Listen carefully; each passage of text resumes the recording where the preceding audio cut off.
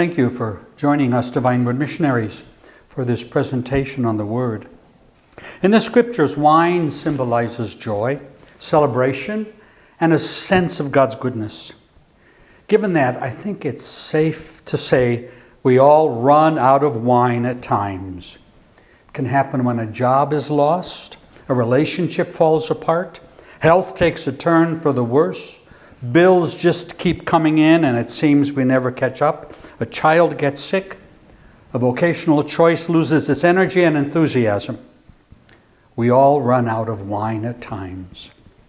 In the Gospel, Jesus has just come away from his own baptism and the temptation in the desert, and so he's ready to begin his mission.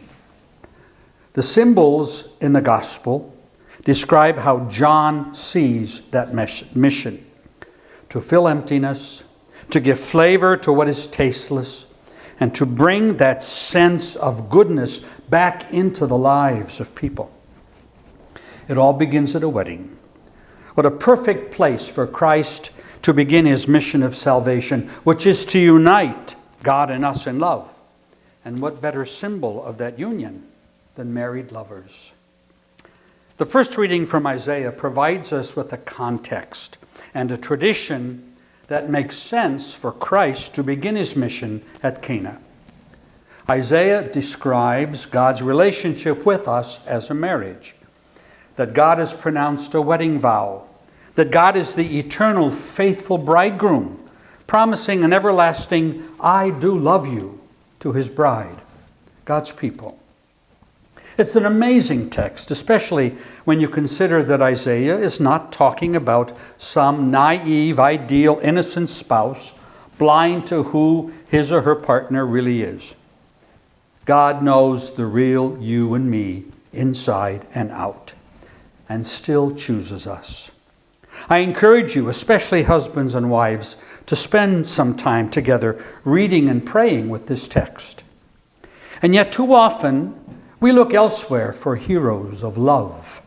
Without a doubt, God's love is mirrored in a Teresa of Calcutta, a Pope John Paul II, and the four men and women that Pope Francis talked about in his address to Congress last September. But Scripture holds up married love as the mirror of God's special, unique love. St. Paul says, "Husbands and wives, in your love for one another, you are the model of God's love." Paul says that about no other vocation. But in the gospel, as happens in the best of marriages, as can happen in the midst of the most profound faith, hope, and love, John gives us the symbol of the wine run out. But Jesus is there with the power to transform, with the power to draw wine from what is bland and tasteless. His mission is a message and presence that even though we have disasters and hurts and betrayals, growth, fulfillment, and new life can rise from that if we choose to love as Christ chose to love. But notice how it happened. Mary initiated it all, and the servants had to help him. And with that, the total message of today's readings comes to completeness. As is described so well in the second reading, we all have gifts given to us for the sake of carrying on God's mission.